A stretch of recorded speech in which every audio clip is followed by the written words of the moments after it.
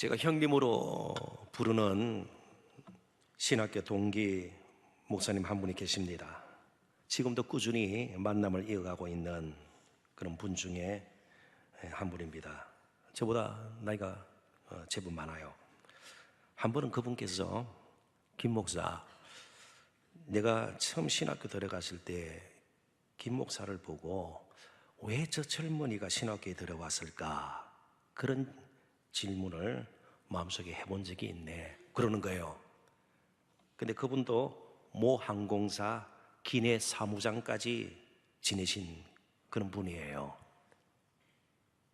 인근에 있는 아주 그중 명문 대학 음대를 졸업하고 그분도 큰 결단을 하고 신학교에 들어온 겁니다. 애가 이미 둘이나 있는 그런 가장이었습니다. 그런데 그분의 눈에는 아주 젊은 청년, 당시 제가 26살이었어요. 새파랗게 젊은 저 청년은 왜 신학교에 들어갔을까?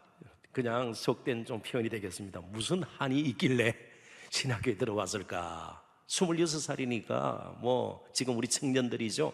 예. 아마 그분의 눈에는 제가 신학교에 들어온 것이 예사롭게 보이지 않았던 모양입니다. 왜 제가 신학교에 들어갔을까요?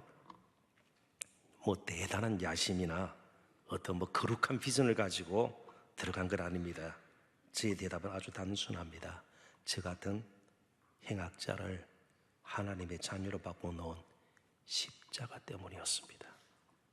행악자, 그러니까 제가 무슨 조직폭력배 중에 한 사람도 아니었고 뭐 행악자 그러니까요, 악을 행하는 자, 생각이나 말이나 행동이나 삶 순간순간에 늘 악한 마음을 품고 악한 말을 자주 하고 또 악한 모습을 늘 띠면서 살았던, 하나님 보시기에 그러지 않겠어요? 사람에게는 가릴 수 있는 그런 부분이더라도 하나님 보실 때는 다 행악자입니다. 그렇습니다.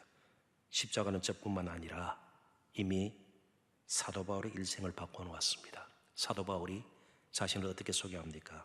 디모데전서 1장 13절에 보면 비방자요, 박해자요, 폭행자라고 부르고 있습니다. 얼마나 교회를 핍박하고 예수 믿는 사람들을 잡아 가두어서 고통스럽게 했는지, 괴로움을 주었는지 말할 수가 없습니다. 그런 인생을 바꾸어서 이방인의 사도로 삼아주신 그 하나님 앞에 겸손히 고백하는 내용이죠.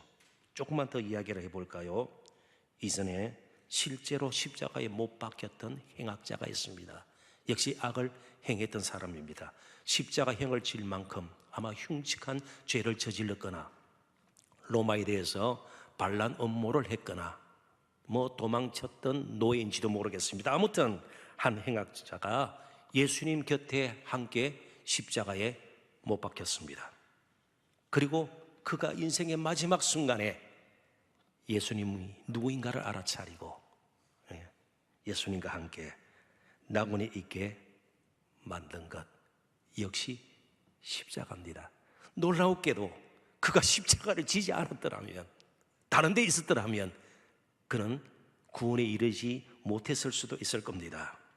예수님 곁에서 십자가에 못 박힌 것이 어쩌면 그에게는 큰 복이 된지도 모릅니다. 어느 율법 선생 랍비보다도, 늘 성전에서 섬기는 제사장보다도 그는 십자가에 못 박힘으로 오히려 구원의 복을 누릴 수 있게 되었습니다. 참 이게 십자가가 주는 지혜죠. 바로 십자가의 지혜죠. 하나님께서는 하나님의 독특한 방식으로 저와 여러분을 부르시는 겁니다. 근데 항상 십자가를 통과해야 돼요. 십자가를 통해서 저와 여러분은 모두 이 자리에 앉게 되었습니다. 그래서 오늘 나눌 말씀의 주제, 십자가의 지혜입니다. 그래서 본문을 포함하고 있는 고린도전서 2장 1절부터 5절 같이 한번 읽어보도록 할 텐데요. 제가 읽겠습니다. 눈으로 따라 읽으시면 되겠습니다. 형제들아, 내가 너희에게 나아가 하나님의 증거를 전할 때에 말과 지혜의 아름다운 것으로 아니하였나니 내가 너희 중에서 예수 그리스도와 그의 십자가에 못 박히신 것 외에는 아무것도 알지 아니하기로 작정하였습니다. 내가 너희 가운데 거할 때에 약하고 두려워하고 심히 떨었노라. 내 말과 내 전도함이 설득력 있는 지혜의 말로 하지 아니하고 다만 성령의 나타나심과 능력으로 하여 너희 믿음이 사람의 지혜에 있지 아니하고 다만 하나님의 능력에 있게 하려 하였노라. 아멘. 근데 바울이 고린도 교회 성도들에게 보내는 첫 번째 편지에서 이 말을 하게 된 어떤 그의 삶의 환경이 있습니다. 그런 사정이 있습니다. 고린도에 오기 전에 사도 바울은 아덴을 방문한 적이 있습니다. 요즘의 아테네, 그리스의 아테네를 방문하게 되고 거기서 숱한 헬라 철학자들과 변론한 적이 있습니다. 그런데 사도행전에 보면 당시 그는 십자가에 대해서는 아무 말도 꺼내지를 못했습니다. 신의 존재에 대해서 깊은 논쟁을 했지만 결국 맺혀지는 열매를 그는 경험하지를 못했습니다. 그런 가운데서 고린도에 오게 된 것입니다. 마음이 좀 잡잡했을 것 같죠? 굉장히 만족감이 있었을까요? 그러지를 못했습니다. 뭔가 분명히 불편한 마음도 있었고 그리고 마음 한속에는 다짐한 것이 있었을 겁니다. 무슨 다짐을 했을까요? 십자가의 지혜보다 더 뛰어난 인간의 지식이나 지혜나 그리고 경험이 없다는 사실을 그는 자신의 모습을 보면서 분명히 확인하게 되었다, 그런 뜻입니다. 그래서 이제 고린도에 도달한 그는 성령의 지혜와 하나님의 능력을 의지하지 않고 다시 아테네에서처럼 자신의 말이나 지식을 앞세울까 두려워했던 겁니다. 동시에 물론 우리가 1차적으로 그는 지친 상태였고 약한 모습을 띠고 고린도에 도달했습니다.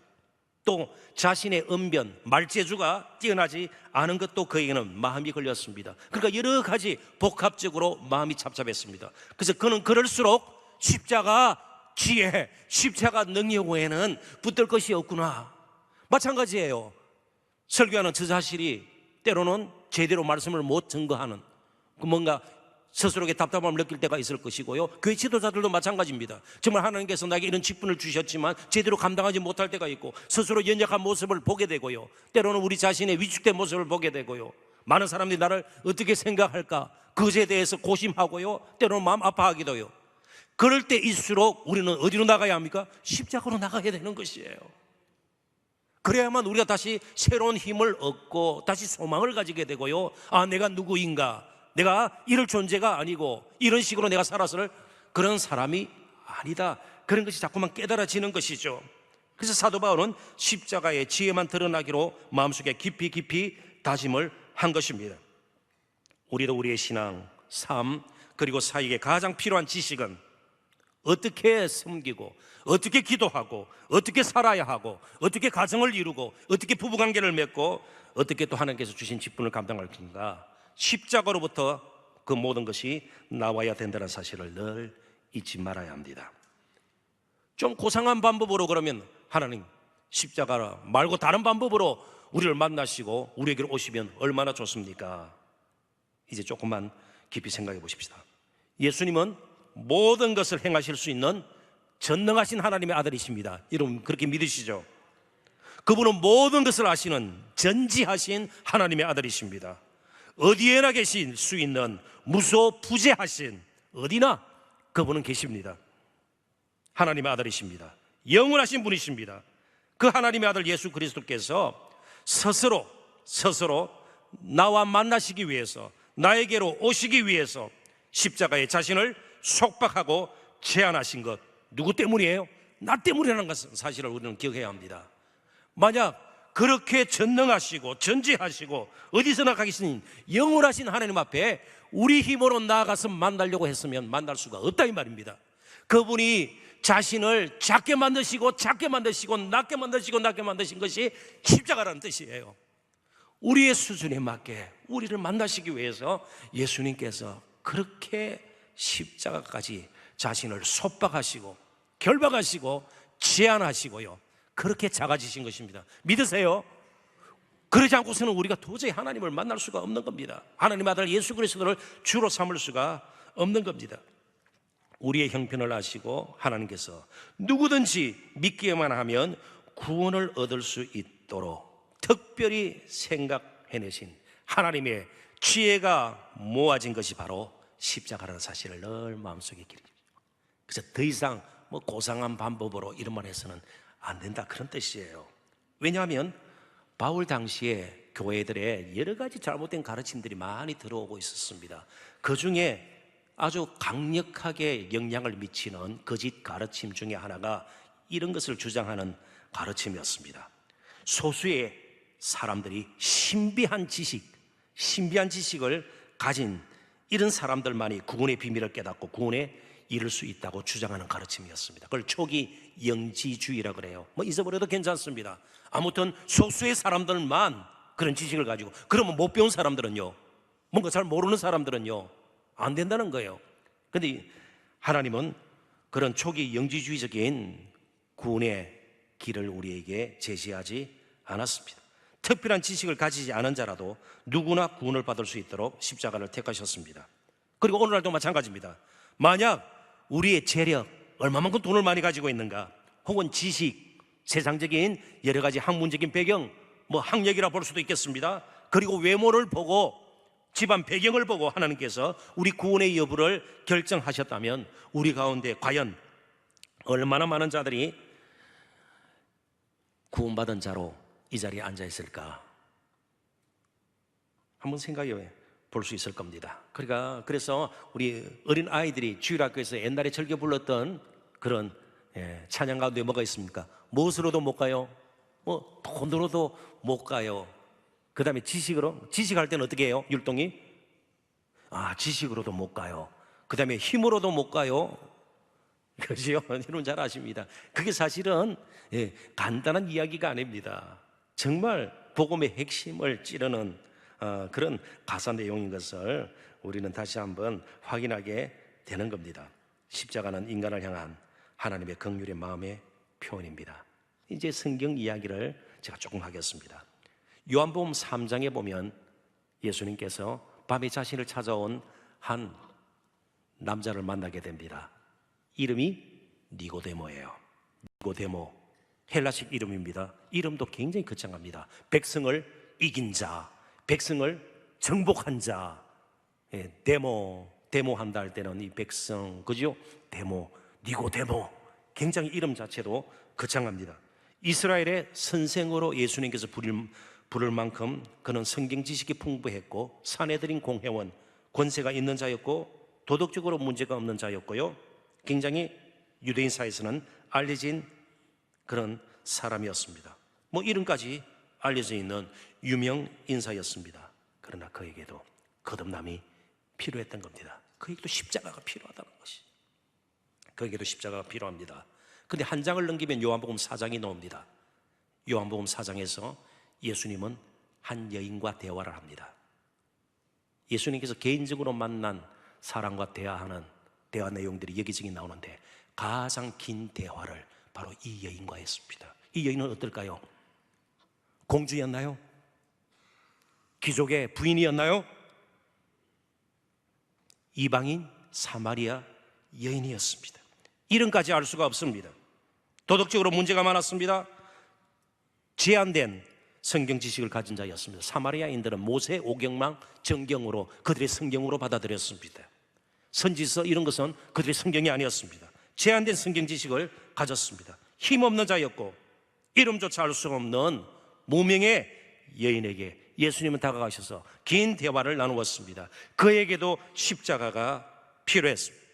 십자가는 전 세계 모든 시대 그리고 모든 사람의 죄를 처리할 수 있는 하나님의 지혜입니다. 이렇게 반문한 자들이 있습니다.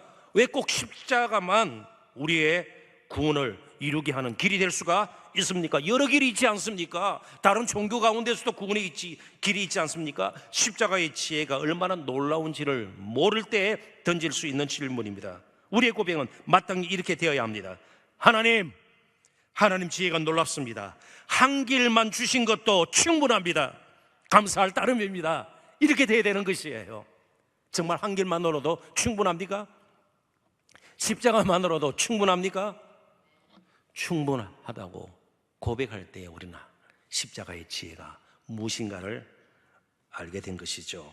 할 수 있는 대로 십자가에 못 박히셨던 예수님의 그 사랑을 늘 그리고 자세히 생각하도록 하십시오.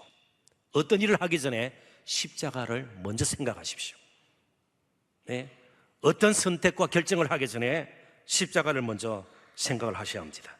그래서 사도 바울은 에베소 교회 성도들을 위해서 기도할 때 기도할 것이 한두 가지겠습니까? 그런데 빼놓지 않고 그것도 아주 깊게 이렇게 기도를 했습니다. 에베소서 3장 18절 19절 같이 한번 읽어보도록 하십시다. 능히 모든 성도와 함께 지식에 넘치는 그리스도의 사랑을 알고 그 너비와 길이와 높이와 깊이가 어떠함을 깨달아 하나님의 모든 충만하신 것으로 너희에게 충만하게 하시기를 구하노라. 아멘. 자, 여기서 우리가 조심해서 이 말씀을 더듬어 보아야 합니다. 예수 그리스도께서 십자가를 위해서 나를 위해서 돌아가셨고 그 십자가에 하나님의 사랑이 나타났다. 우리가 배웠고 들었고 지금까지 정리한 것입니다. 피상적으로 생각하지 말자는 것이죠. 그리스도의 사랑을 알되 그 너비와 길이와 높이와 깊이가 어떠함을 깨달아. 그리스도께서 나를 사랑하시는구나. 그러고 나서 그리스도보다 더 사랑하는 것이 있어요. 뭘까요? 돈이에요.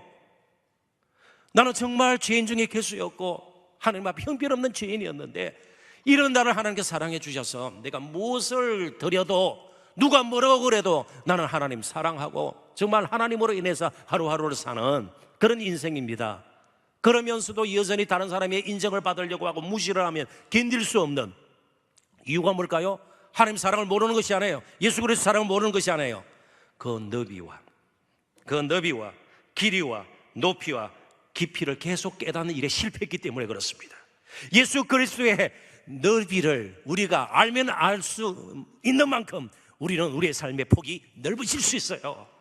다른 것으로 넓혀요. 드라마 보고 넓혀요. 영화 보고 넓혀요. 소설 보고 넓혀요. SNS 하면서 넓혀요. 아니요, 그리스도의 사랑의 넓이를 경험을 해야 우리의 삶의 폭이 넓어지는 거예요. 그렇지 않으면 얕은 생각에 빠지게 돼요. 좁은 소견 가지고 살게 돼요. 수준이 낮아지게 돼요. 세상을 바라보는 눈이 너무나도 적급하게 되는 거예요. 그래서 그리스도의 사랑의 넓이와 길이와 높이와 깊이를 알아야 우리의 삶도 좀 깊어지고요. 얕은 수준에서 당장 눈앞에 보이는 유익과 조그마한 그런 쾌락에 내 인생을 맡기고 그러지 않는다는 것이에요. 그리스도의 사랑을 알되 이렇게 알아야 되는 거예요. 평생 작업이죠. 평생 작업이에요. 내 신앙생활을 오래 했으니까 그리스도의 사랑을 알아. 우리 다 하는 거예요. 공과에도 나와요. 그죠? 그렇습니다.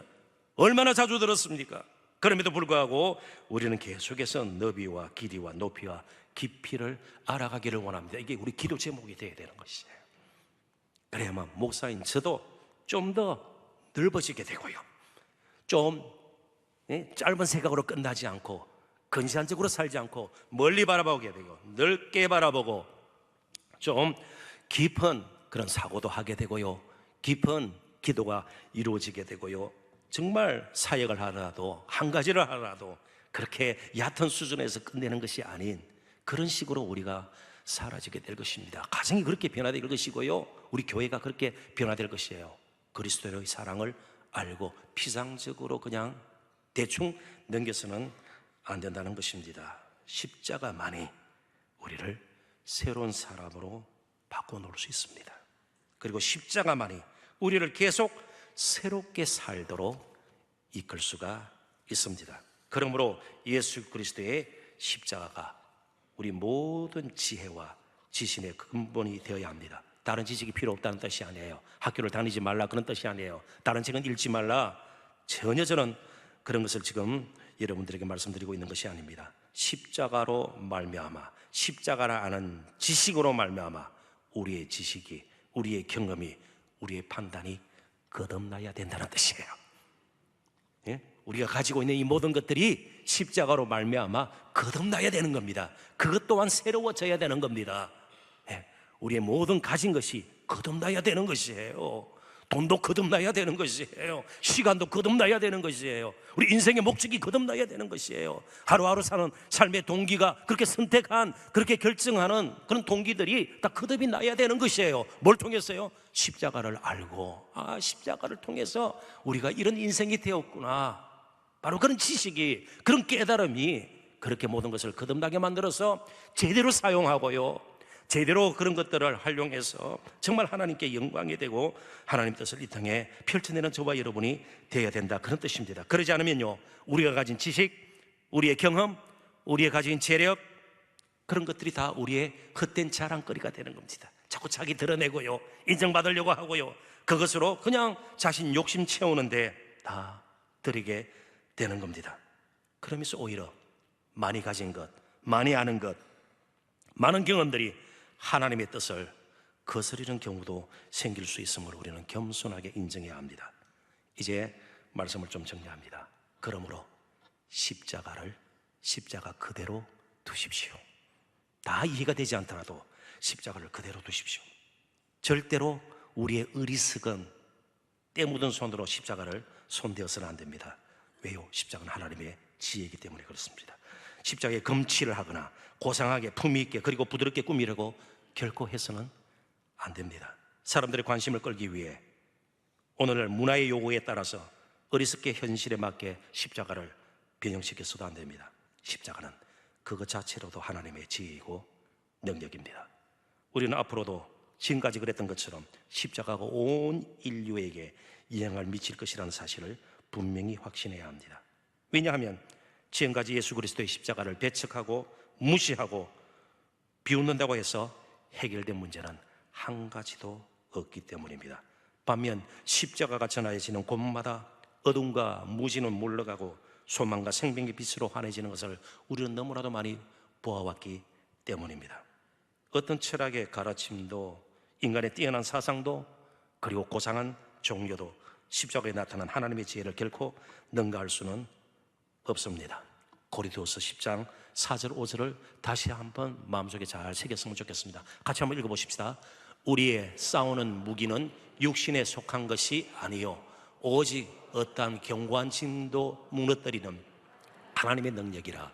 모든 인호를 무너뜨리며 하나님 아는 것을 대적하여 높아진 것을 다 무너뜨리고 모든 생각을 사로잡아 그리스도에게 복종하게 하니. 아멘. 조금 표현들이 쉬워 보이지는 않습니다. 우리의 싸우는 무기는 육신에 속한 것이 아니요. 우리가 하루하루 사는 것은 정말 치열한 영적인 싸움터에서, 전쟁터에서 우리가 하루하루 살아갑니다. 어떤 견고한 진, 요새도 무너뜨리는 하나님의 능력, 바로 복음의 능력입니다. 모든 이론, 여기 이론이란 말 로기스모스, 여기서 라직이라는 말이 나왔습니다. 흔히 논리라는 말, 논리 정면하고 그런 사람들 많습니다. 그죠? 교회에 대해서 막 이것저것 다 분석하고요, 오늘날 교회가 이래야 되고 뭐 저거 그런 것들 다 십자가 앞에서는요 다 무릎을 꿇게 되는 겁니다. 라직, 로기스모스, 로기스모스, 라직, 하나님을 아는 것을 대적하여 높아진 것, 이런저런 말들, 생각들, 이데올로기 다 무너뜨리고 모든 우리가 하는 생각을 사로잡아 그리스도에게 복종하게 하니. 결국은 십자가의 지혜 앞에 그 모든 것은 다 무릎을 꿇게 됩니다. 그렇다면요, 가장 탁월한 지식, 지혜, 우리는 십자가를 다시 붙들어야 하는 겁니다. 십자가를 통해서 그것이 인생의 렌즈가 되어서 우리 인생의 길도 한번 점검해보고 우리 자신을 돌아보고요, 사람 관계도, 태도도, 인생의 목적도, 동기도 다 그런 식으로 우리의 사역까지도 다시 한번 재점검하는 저와 여러분이 되어야 합니다. 십자가의 도에 대해서 그래서 저희들은 더 배우고 늘 기억하고 그리고 그 십자가의 도를 전하고 물려주어야 합니다. 말씀을 했습니다. 존 칼빈의 아주 우리에게 도전하는 말, 다시 한번 여러분들과 함께 읽어보고 말씀을 맺도록 하십시다. 다 같이 한번 읽어보십시다. 우리는 우리 자신의 것이 아니다.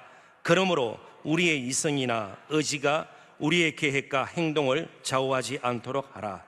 우리는 우리 자신의 것이 아니다. 그러므로 자신의 형편에 맞는 것을 찾으려는 것이 목표가 되지 않도록 하라. 우리는 하나님의 것이다.